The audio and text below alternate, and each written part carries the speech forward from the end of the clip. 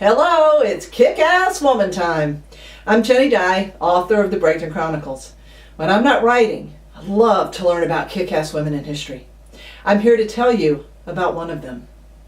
Sometimes getting your feelings crushed is the best way to make a change.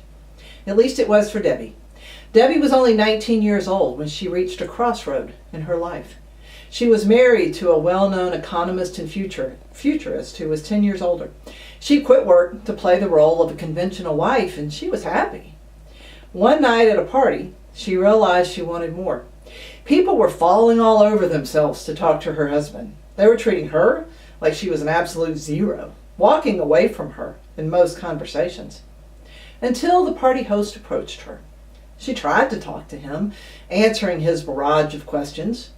She tried to appear sophisticated, urbane, and clever, failing miserably at her attempt to be something she wasn't. Her host finally asked, "What do you do?" Well, Debbi was a nervous wreck at this point, so she blurted out, "Well, I'm just trying to get orientated." Her host looked at her with disgust, pulled an enormous leather-bound dictionary off the shelf and put it in her lap. "The word is oriented," he snapped. "There is no such word as orientated. If you can't speak the English language, you shouldn't speak at all." He spat out his words and walked away.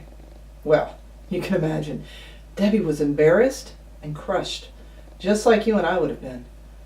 She sat in the library and she cried. But somewhere in the middle of all the tears, she also made a decision. She would never, never, never let something like that happen again. She was done living in someone else's shadow. She would find something of her own. As she pondered what she was going to do, she thought back to the old boat motor that had accumulated dust in her family's basement when she was growing up. Her parents and 5 girls in a 2-bedroom, 1-bathroom home.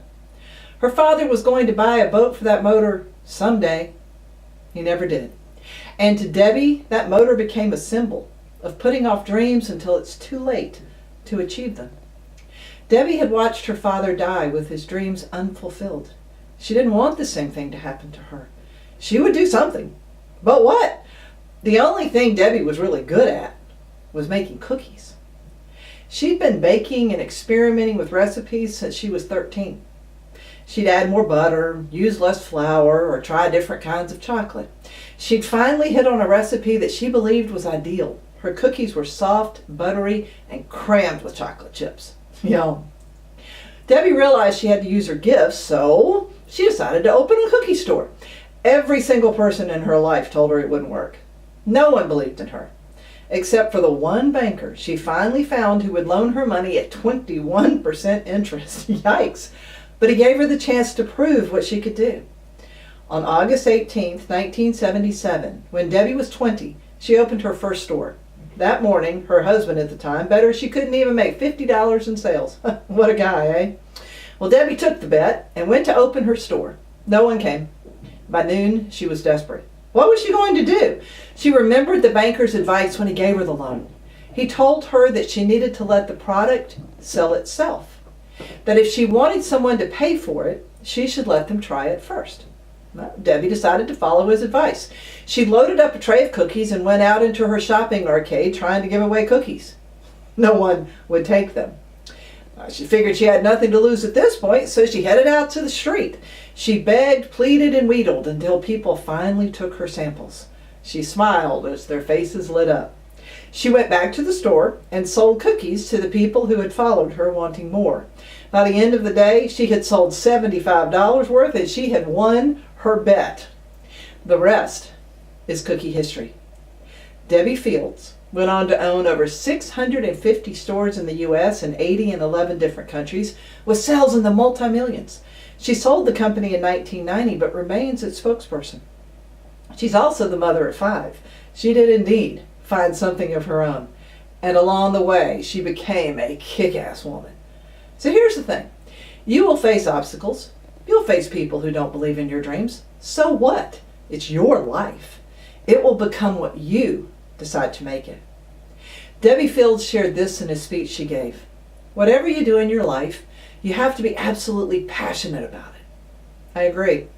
Debbi was passionate about cookies, passionate about excellence, passionate about living with no regrets, passionate about being a kick-ass woman. Want to be one yourself? Take some time to think about what you're passionate about. Make a list. It might be long, it might be short.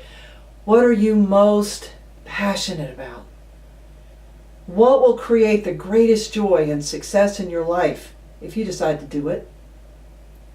What will you most regret if you don't do it? Living a great life is not about just money. It's about doing the things that bring you joy and make you want to get up in the morning.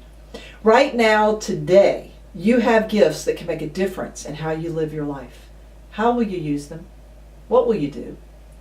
It's up to you. And I know whatever you decide, you will be a kick-ass woman. That's all for today. Subscribe to my channel below because I'll be adding many more stories of other kick-ass women.